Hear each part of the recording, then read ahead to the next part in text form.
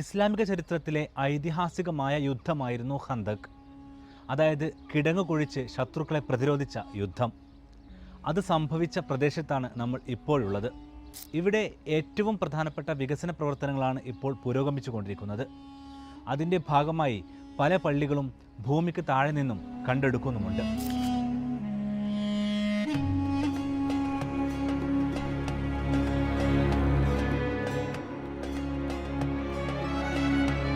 ബദറിന്റെ വിജയവും ഉഹുദിന്റെ തിരിച്ചടിയും മദീനയുടെ മണ്ണിൽ ചോരപ്പാടുകളായി അവശേഷിച്ചപ്പോൾ ഇസ്ലാമിന്റെ ചരിത്രത്തെ തന്നെ മാറ്റിമറിച്ച ഒരു മഹായുദ്ധത്തിന് വേദിയൊരുങ്ങി. ഖന്തക് യുദ്ധം അഥവാ അഹ്സാബ് യുദ്ധം. AD 627 അഥവാ ഹിജ്റ 5-ാം വർഷത്തിൽ മദീനയുടെ മണ്ണിൽ നടന്ന ഈ യുദ്ധം വിശ്വാസത്തിന്റെ അനന്തമായ ശക്തിയും തന്ത്രത്തിന്റെ അസാധാരണ പ്രാഗൽഭ്യവും ഒന്നിച്ചു ചേർന്ന് ശത്രു സഖ്യങ്ങളെ തകർത്തെറിഞ്ഞ ഒരു അത്ഭുത നിമിഷമായി ഇസ്ലാമിക വിശ്വാസി സമൂഹം ഇന്നും കാണുന്നു.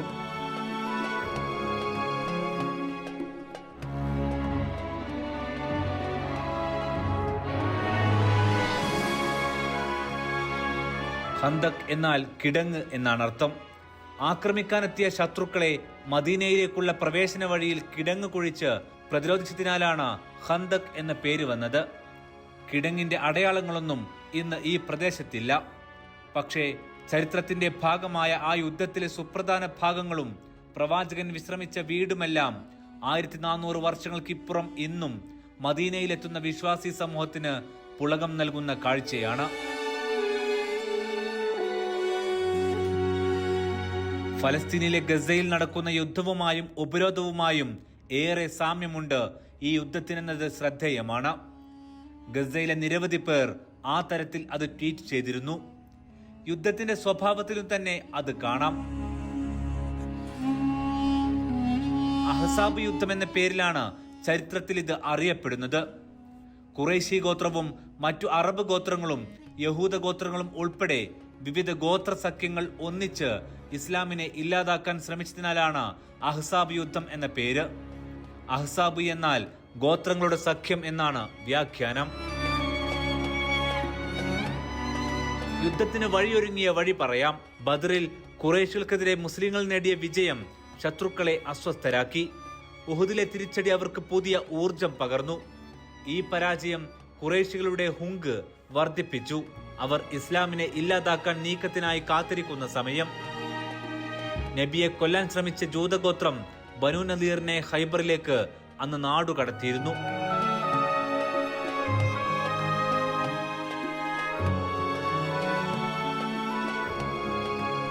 ഖൈബറിൽ നിന്നും ഇവർ മദീനക്ക് നേരെയുള്ള നീക്കത്തിന് കാത്തിരുന്നു. ഒടുവിൽ പ്രവാചകന് എതിരായി നിന്നിരുന്ന മദീനയിലെ മുഴുവൻ ഗോത്രങ്ങളെയും സംഘടിപ്പിച്ചു. ഒരു ഏകീകൃത സൈനിക സജ്ജീകരണത്തിന് നീക്കം തുടങ്ങി. അവർക്ക് പക്ഷേ ഒറ്റക്ക് മദീനയെ ജയിക്കാനാകില്ല. ഇതിനാൽ മക്കയിലെ ഖുറൈശികളിലേക്ക് മദീനയുടെ ശത്രുക്കൾ ഒരു നിവേദക സംഘത്തെ നിയമിച്ചു. ജൂതഗോത്രങ്ങളുടെ 20 അംഗ സംഘം ഇതിനായി മക്കയിലെത്തി. ഖുറൈശി ഗോത്രത്തിന് പിന്തുണ പ്രഖ്യാപിച്ചു.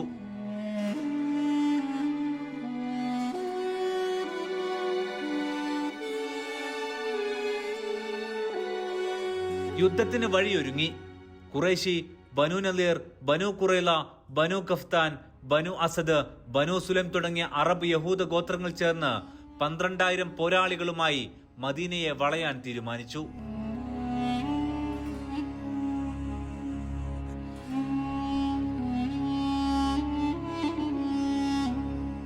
പ്രവാചകനും സംഘവും രഹസ്യ സംഘങ്ങൾ വഴി ഈ വിവരമറിഞ്ഞു. പ്രതിരോധത്തിന് തയ്യാറെടുപ്പും ആലോചനയും തുടങ്ങി. പ്രവാചക സൈന്യം അന്ന് 3000-ഓളം മാത്രമാണ്.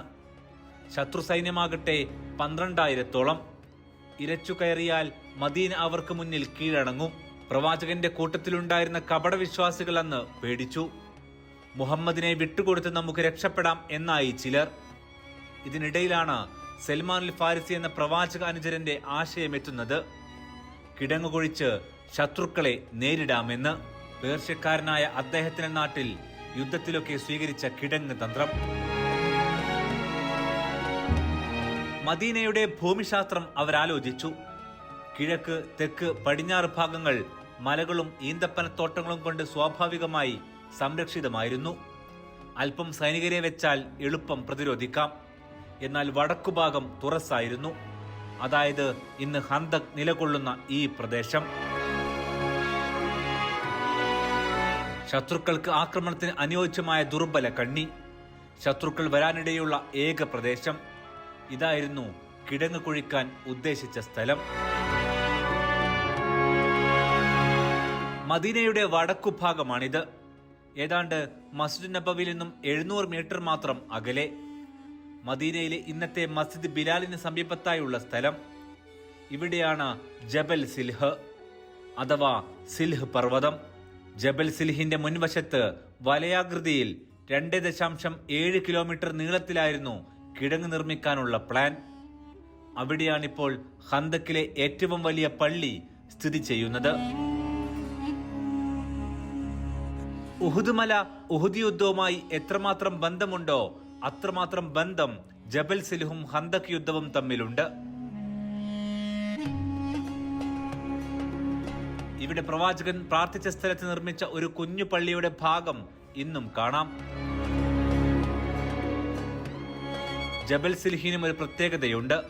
പ്രവാചകൻ മുഹമ്മദ് നബിയുടെ വരവ് പ്രതീക്ഷിച്ച് മദീന നിവാസികൾ കാത്തിരുന്ന മലയാണിത്. ഈ മലക്ക് പരിസരത്തായി അദ്ദേഹം എത്തുമെന്നായിരുന്നു യഹൂദരുടെ ഗ്രന്ഥങ്ങളിൽ ഉണ്ടായിരുന്നത്. ഇസ്മായിൽ നബിയുടെ മകൻ ഖേദാറും ജീവിച്ചിരുന്നത് ഈ മലക്ക് മുകളിലാണ്.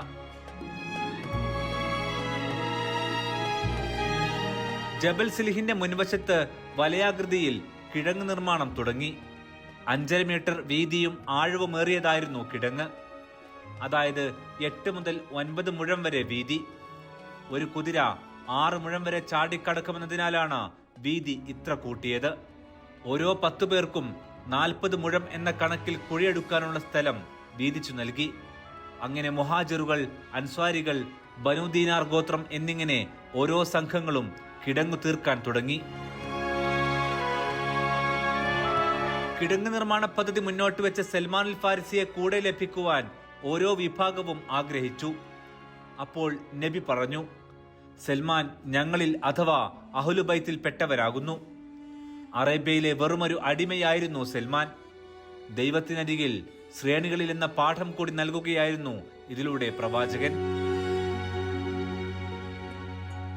കിടങ്ങു നിർമ്മാണം പുരോഗമിക്കവേ ഒരിടത്ത് വെട്ടിമാറ്റാനാകാത്ത ഒരു പാറ സ്വഹാബികളുടെ മുന്നിൽ പ്രത്യക്ഷപ്പെട്ടു. വിവരം അവർ പ്രവാചകരെ അറിയിച്ചു. റസൂൽ നേരിട്ടിറങ്ങിയാണ് ഇത് വെട്ടിമാറ്റിയതെന്ന് ചരിത്രത്തിൽ പറയുന്നു. ഈ സന്ദർഭത്തിലാണ് റോമ, പേർഷ്യൻ സാമ്രാജ്യങ്ങളും യമനും മുസ്ലിങ്ങൾക്ക് ജയിച്ചടക്കാനാകുമെന്ന സന്തോഷ വാർത്ത പ്രവാചകൻ വിശ്വാസികളോട് പങ്കുവെക്കുന്നത്. അത് പ്രവാചക കാലത്തിന് ശേഷം പുലരുകയും ചെയ്തു. കിടങ്ങു നിർമ്മാണം പൂർത്തിയാക്കാനെടുത്ത സമയം സംബന്ധിച്ച് വ്യത്യസ്ത അഭിപ്രായങ്ങളുണ്ട്. എങ്കിലും 6 മുതൽ 8 ദിനം കൊണ്ടാണ് കിടങ്ങു നിർമ്മാണം പൂർത്തിയാക്കിയതെന്നാണ് പ്രബലമായ വാദം. വിശപ്പും ദാഹവും ക്ഷീണവും വകവെക്കാതെ വയറ്റത്ത് കല്ലുകെട്ടിവെച്ച് പ്രവാചകനും സംഘവും കിടങ്ങിന്റെ ജോലി തീർത്തു. റസൂൽ അനുചരന്മാർക്കിടയിൽ ഒരാളായി പണിയെടുത്ത് സ്വഹാബികളുടെ ആവേശം വർദ്ധിപ്പിച്ചു. ഇതിനിടെ അല്പം ഭക്ഷണവുമായി ജാബിർ ഇബ്നു അബ്ദുള്ള എന്ന അനുചരൻ എത്തി. കുറച്ചു പേർക്കുണ്ടാക്കിയ ആ ഭക്ഷണം മുഴുവൻ സ്വഹാബികൾക്കും തികയും വിധം പ്രവാചകൻ വീതം വെച്ചു നൽകി. കിടങ്ങ് കുഴിച്ച് പുറത്തേക്കിട്ട കല്ലും മണ്ണും വിശ്വാസികൾ യുദ്ധത്തിൽ ആയുധമാക്കി ഉപയോഗിക്കാനായി മാറ്റിവെച്ചു. ആയുധങ്ങൾ കുറവായതിനാൽ ബനു ഖുറൈള എന്ന ജൂതഗോത്രത്തിൽ നിന്നും പണിയായുധങ്ങൾ ഇവർ വായ്പക്ക് വാങ്ങിയിരുന്നു. ഈ ജൂതഗോത്രവുമായി പരസ്പരം സഹകരിച്ച് ജീവിക്കാൻ നേരത്തെ പ്രവാചകൻ കരാർ ഉണ്ടാക്കിയതാണ്. ജോലി തീർത്ത ശേഷം കിടങ്ങിന്റെ നീളത്തിലുടനീളം പ്രവാചകൻ നിരീക്ഷണത്തിന് അനുചരന്മാരെ വിന്യസിച്ചു. അവർ തമ്പടിച്ച സ്ഥലത്തും ഇന്നുള്ളത് പള്ളികളാണ്. യുദ്ധം തുടങ്ങി. കിടങ്ങിന് ഒരു വശത്ത് പ്രവാചകരും സംഘവും, മറുവശത്ത് കിടങ്ങിനപ്പുറം സഖ്യസൈന്യം 12,000 പേരുമായി എത്തിയിരിക്കുന്നു. നൗഫൽ ഇബ്നു അബ്ദുൽ ഉസ്സ എന്ന ശത്രു സൈനികൻ കിടങ്ങ് ചാടിക്കടക്കാൻ ശ്രമിച്ചു. കിടങ്ങിൽ വീണ് അയാളുടെ കുതിരയുടെ മുതുകൊടിഞ്ഞു. ഇദ്ദേഹത്തെ വകവരുത്താൻ ഫലസ്തീനിലെ പോലെ കല്ലുകളാണ് പ്രവാചക അനുചരന്മാർ ഉപയോഗിച്ചത്. ഇതോടെ നേരിട്ട് വാളുകൊണ്ട് യുദ്ധത്തിന് നൗഫൽ വെല്ലുവിളിച്ചു. ഇതോടെ പ്രവാചകാനുചരൻ കിടങ്ങിലേക്കിറങ്ങി ദ്വന്ദ്വയുദ്ധത്തിലൂടെയാണ് ഇദ്ദേഹത്തെ വധിച്ചത്. പിന്നാലെ ഫലസ്തീനിലെ പോരാളികളെ പോലെ ശത്രുവിന്റെ മൃതദേഹം ഇസ്ലാമിക സൈന്യം പിടിച്ചെടുത്തു. ഇത് വിട്ടുകിട്ടാൻ ശത്രുക്കൾ ദിയാദനം നൽകാൻ തയ്യാറായി. അത് സ്വീകരിക്കാതെ മ്ലേച്ഛരുടെ മൃതദേഹത്തിന് പാരിതോഷം സ്വീകരിക്കുന്നവനും മ്ലേച്ഛരാകുമെന്ന് പറഞ്ഞ് പ്രവാചകൻ മൃതദേഹം വിട്ടു നൽകാൻ കൽപ്പിച്ചു. മറ്റൊരു ശത്രുവിനെ പ്രവാചകാനുചരനായിരുന്ന അലി റളിയല്ലാഹു അൻഹുവാണ് വാളിനാൽ നേരിട്ടത്. ഇതടക്കം 6 പേരാണ് ശത്രു സൈന്യത്തിൽ നിന്നും കൊല്ലപ്പെട്ടത്. ഇസ്ലാമിക പക്ഷത്തു നിന്നും സമാനമായിരുന്നു സ്ഥിതി. ദിവസങ്ങൾ പിന്നിട്ടു. കടുത്ത തണുപ്പുള്ള കാലമാണ്. ഇസ്ലാമിക സൈന്യത്തിന്റെ കിടങ്ങുതന്ത്രം നേരിടാൻ ഒരു പദ്ധതിയും ശത്രു സൈന്യത്തിനുണ്ടായിരുന്നില്ല. പെട്ടെന്ന് യുദ്ധം അവസാനിപ്പിച്ച് പോകാനായി വന്ന് തീർക്കാൻ കഴിയാത്ത ഇസ്രായേലിന്റെ അതേ അവസ്ഥ. യുദ്ധം ദിവസങ്ങളോളം അമ്പയത്തിൽ മാത്രം ഒതുങ്ങി നിന്നു. യുദ്ധം ജയിക്കാനും പിൻവാങ്ങാനും വയ്യാത്ത ഗതിയിലായി മക്കക്കാരും ജൂതഗോത്രങ്ങളും. ഇതോടെ അവർ അടുത്ത നീക്കം തുടങ്ങി. അത് പ്രവാചകനൊപ്പം കരാറിലേർപ്പെട്ട ജൂതഗോത്രമായ ബനൂ നളീർ ഗോത്രക്കാരെയും പ്രവാചകനെതിരെ നീങ്ങാൻ പ്രേരിപ്പിക്കലായിരുന്നു. ഇതിനൊരു ചരിത്ര പശ്ചാത്തലമുണ്ട്. പ്രവാചകൻ മദീനയിലെത്തിയ ഉടനെ തന്നെ ജൂതന്മാരുമായി ഒരു കരാറിലേർപ്പെട്ടിരുന്നു. അതനുസരിച്ച് നല്ല കാര്യങ്ങളിൽ പരസ്പരം സഹായിക്കാനും മദീനക്കെതിരെ വരുന്നവരെ ഒരുമിച്ച് നേരിടാനും ഒരുമിച്ച് നിൽക്കുമെന്നതായിരുന്നു കരാറിന്റെ ചുരുക്കം. ഇതിനിടെ സഖ്യകക്ഷികൾ മദീനക്ക് പിറകിലൂടെ എത്തി ബനൂ നളീർ എന്ന ജൂതഗോത്രക്കാരുടെ നേതാവായ കഅബ് ബിൻ അസദുമായി സംസാരിച്ചു. ആദ്യം തയ്യാറായില്ലെങ്കിലും വാഗ്ദാനങ്ങളുടെ പ്രലോഭനങ്ങളിൽ അസദ് വീണു. അതോടെ പ്രവാചകനുമായുള്ള കരാർ ലംഘിക്കാൻ ജൂതഗോത്രമായ ബനൂ ഖുറൈള തീരുമാനിച്ചു. ഫലത്തിൽ മദീനയിൽ അവശേഷിച്ച പ്രബല ജൂതഗോത്രം മക്കയിൽ നിന്നും എത്തിയ ശത്രുക്കൾക്കൊപ്പം പ്രവാചക പടക്കെതിരെ തിരിഞ്ഞു. ഇത് അന്വേഷിക്കാൻ പ്രവാചകൻ സംഘത്തെ അയച്ചിരുന്നു. ബനൂ ഖുറൈളക്കാർ അവരെ അധിക്ഷേപിച്ചു വിട്ടു. ഈ വിവരം മറ്റുള്ള വിശ്വാസികളെ അറിയിക്കരുതെന്ന് പ്രവാചകന് നിർദ്ദേശമുണ്ടായിരുന്നു. അതിനൊരു കാരണവുമുണ്ട്. ബനൂ ഖുറൈളക്കാരിൽ മുസ്ലിങ്ങൾക്കുള്ള വിശ്വാസമായിരുന്നു കാരണം. അധികം വൈകാതെ പക്ഷേ വിവരം പുറത്തെത്തി. ഈ വഞ്ചന മുസ്ലിങ്ങളുടെ ഹൃദയങ്ങളിൽ ഉത്കണ്ഠ വിതച്ചു. കാരണമുണ്ടായിരുന്നു. യുദ്ധത്തിന് പോരുമ്പോൾ മുസ്ലിങ്ങൾ അവരുടെ കുടുംബങ്ങളുടെയും സ്വത്തിന്റെയും സുരക്ഷ ഏൽപ്പിച്ചിരുന്നത് ജൂതഗോത്രത്തെയാണ്. ഇതോടെ കപടവിശ്വാസികളായ ചിലരും പ്രവാചക സൈന്യത്തിൽ നിന്നും പിൻവാങ്ങാൻ തുനിഞ്ഞു. പ്രതിസന്ധി മറികടക്കാൻ സഖ്യകക്ഷികളിലെ പ്രബലരായ ഗത്തുഫാൻ ഗോത്രവുമായി സന്ധിയിലേർപ്പെടാൻ പ്രവാചകൻ ചിന്തിച്ചു. അവർക്ക് മദീനയിലുണ്ടാകുന്ന വിളവിന്റെ മൂന്നിലൊന്ന് നൽകാൻ കരാർ സൃഷ്ടിക്കുകയായിരുന്നു ലക്ഷ്യം. പ്രമുഖ അനുചരന്മാരുമായി ഇക്കാര്യം ചർച്ച ചെയ്തു. ഇത് അള്ളാഹുവിന്റെ തീരുമാനമാണെങ്കിൽ അംഗീകരിക്കാമെന്നും അതല്ല ഞങ്ങളെ രക്ഷിക്കാൻ താങ്കൾ കണ്ടെത്തിയ മാർഗമാണെങ്കിൽ അത് ഉപേക്ഷിക്കണമെന്നുമായിരുന്നു അനുചരന്മാരുടെ പക്വമായ മറുപടി.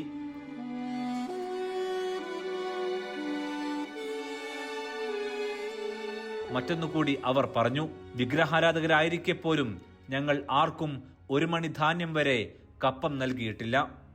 ഇപ്പോൾ വിശ്വാസികളാണെന്ന ശ്രേഷ്ഠത കൂടിയുണ്ട്. അവർക്കും ഞങ്ങൾക്കുമിടയിൽ ഇനി വാൾ മാത്രമേയുള്ളൂ. ഇത് പറഞ്ഞ് ശത്രുക്കൾക്ക് മുന്നിൽ ആ കരാർ പത്രം പ്രവാചകാനുചരന്മാർ നശിപ്പിച്ചു. ഇതോടെ പ്രവാചക സൈന്യത്തിന് വീണ്ടും ആത്മവിശ്വാസം വർദ്ധിച്ചു. ഒടുവിൽ അടുത്ത വഴി തെളിഞ്ഞു.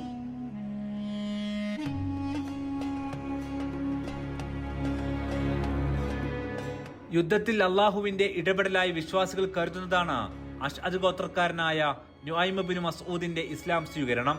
രഹസ്യമായി പ്രവാചകന്റെ അടുക്കലെത്തി അദ്ദേഹം ഇക്കാര്യം പ്രഖ്യാപിച്ചു. യുദ്ധത്തിൽ ശത്രുക്കളെ ഭിന്നിപ്പിക്കാനുള്ള വഴി തേടാൻ പ്രവാചകൻ അദ്ദേഹത്തോട് നിർദ്ദേശിച്ചു. നുഐം ആദ്യം ചെയ്തത് ഇസ്ലാം സ്വീകരിച്ച വിവരം മറച്ചുവെച്ച് ജൂതഗോത്രമായ ബനൂ ഖുറൈളക്കാരുടെ അരികിലെത്തുകയാണ്.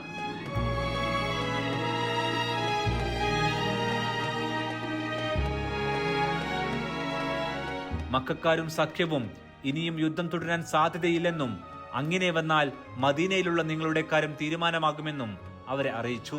നേരിട്ട് യുദ്ധത്തിലിറങ്ങാൻ മറ്റു സഖ്യക്കാരോട് ജാമ്യത്തടവുകാരായി കുറച്ചുപേരെ വേണമെന്ന് ആവശ്യപ്പെടാനും നുഐം ബനൂ ഖുറൈളക്കാരോട് നിർദ്ദേശിച്ചു.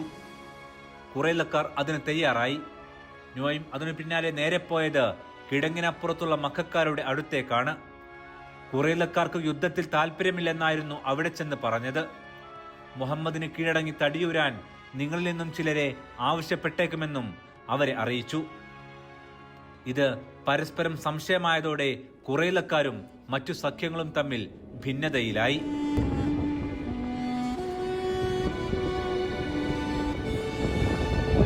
ഇതിനിടയിൽ അന്ന് രാത്രി ഒരു കാര്യം കൂടി സംഭവിച്ചു. അള്ളാഹുവിന്റെ ഇടപെടലെന്ന് ഇസ്ലാം മത വിശ്വാസികൾ കരുതുന്ന ഒരു രാവ്. അതിശക്തമായ ചുഴലിക്കാറ്റും മഴയും, കൂടെ അതിശൈത്യവും ഇടിമിന്നലും കൂരിരുട്ടും. ആ കൊടുങ്കാറ്റിൽ ശത്രുക്കളുടെ തമ്പുകൾ തകർന്നു. ഭയചകിതരായ പലരും സ്വന്തം നാടുകളിലേക്ക് രാത്രി തന്നെ മടക്കം ആരംഭിച്ചു. നേരം വെളുത്തപ്പോൾ ശത്രുതാവളം ശൂന്യം. അപ്പോൾ പ്രവാചകൻ പറഞ്ഞു, ഇനി ഖുറൈശികൾ നിങ്ങളോട് യുദ്ധം ചെയ്യില്ല, പക്ഷേ നിങ്ങൾ അവരോട് ചെയ്തിരിക്കും. ശത്രുക്കളുടെ സകല ഉന്മൂലന തന്ത്രങ്ങളും മദീനയിൽ തകർന്നുവെന്ന പ്രഖ്യാപനം കൂടിയായിരുന്നു അത്.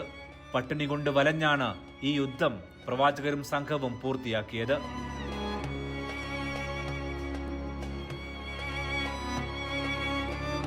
അഹ്സാബ് യുദ്ധത്തിന് ശേഷം ബനൂ ഖുറൈലക്കാർക്കെതിരെ മുസ്ലിങ്ങൾ യുദ്ധം നടത്തി. നിർണായക സമയത്ത് സമാധാന കരാർ ലംഘിച്ച് രാജ്യദ്രോഹം നടത്തിയെന്നതായിരുന്നു കുറ്റം.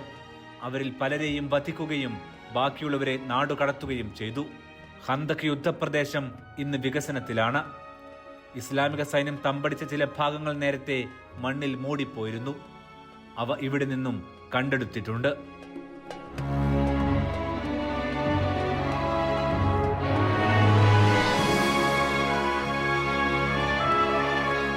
ജബലുസിൽഇനോട് ചേർന്ന് നിൽക്കുന്ന മലയാണ് ജബലു ദുബാബ്. ആദ്യഘട്ടത്തിൽ ഇവിടെയായിരുന്നു പ്രവാചകൻ തമ്പടിച്ചത്. ഈ കുന്നിന് മുകളിൽ കാണുന്ന കെട്ടിടം പൊളിഞ്ഞതുപോലെയുള്ള ഭാഗമാണത്.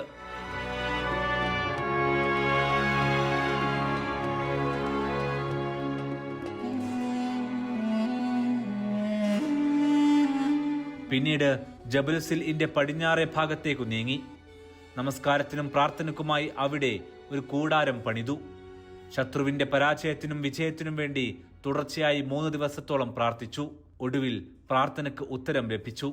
ആ കൂടാരം പിന്നീട് നബിയുടെ പള്ളിയായി മാറി. ഖന്തക്കിന്റെ വിജയപ്രഖ്യാപനം നടന്ന പള്ളിയായതിനാൽ മസ്ജിദുൽ ഫതഹ് എന്ന് ഈ പള്ളി അറിയപ്പെട്ടു.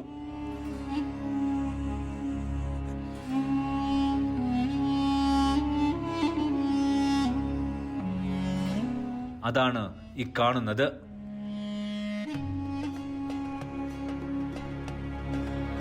ഉമർ ഇബ്നുൽ അബ്ദുൽ അസീസിന്റെ കാലത്താണ് മസ്ജിദുൽ ഫതഹ് ആദ്യമായി നവീകരിച്ചത്. പിന്നീട് പലപ്പോഴായി നവീകരിക്കപ്പെട്ടു. ഖന്തക്കിൽ ഇപ്പോൾ കാണുന്ന വലിയ പള്ളി 2009 പണിതീർത്തതാണ്. യുദ്ധത്തിൽ പങ്കെടുത്ത സ്വഹാബികളുടെ അനുചരന്മാരുടെ സ്മരണാർത്ഥം അവരുടെ പേരിൽ തന്നെയാണ് പല പള്ളികളും ഇവിടെ നിലകൊള്ളുന്നത്.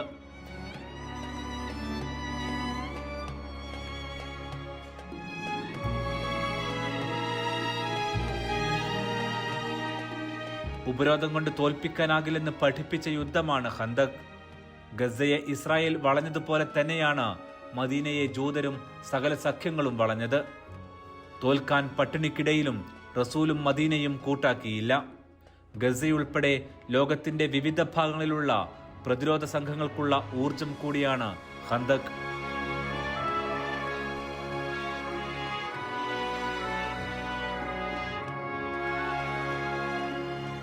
ആവേശത്തോടെ തുടങ്ങിയ യുദ്ധം എവിടെ അവസാനിപ്പിക്കണമെന്ന അങ്കലാപ്പോടെയാണ് ഖന്തക്കിന് ശേഷം ശത്രുക്കൾ മടങ്ങുന്നത്. ലോകമൊന്നടങ്കം നിശബ്ദമായി ഉപരോധിക്കപ്പെട്ടവരുടെ ശബ്ദങ്ങൾ കേട്ടിട്ടും മിണ്ടാതിരിക്കുന്ന കാലമാണിത്. അവരുടെ പ്രാർത്ഥനകൾ കേൾക്കാൻ ഖന്തക്കിന്റെ ചുട്ടുപൊള്ളുന്ന കുന്നിനുമേലെ റസൂൽ പ്രാർത്ഥിച്ച ഫതഹിന്റെ വാതിലുകൾ തുറന്നു വെച്ചിട്ടുണ്ട്. വയറ്റിൽ കല്ലുകെട്ടി അള്ളാഹുവിന്റെ റസൂലിന് പോലും യുദ്ധം ചെയ്യേണ്ടി വന്നിട്ടുണ്ട്. അതിനാൽ അടിച്ചമർത്തപ്പെട്ടവർ കാത്തിരിക്കുക. ഉപരോധിക്കപ്പെട്ടവർക്കും പട്ടിണി കൊണ്ട് പോരാടുന്നവർക്കും വിജയമെത്തുക തന്നെ ചെയ്യും. ഖന്തക്കിലെ പൊള്ളുന്ന കാറ്റ് അതാണ് പറഞ്ഞു വെക്കുന്നതും.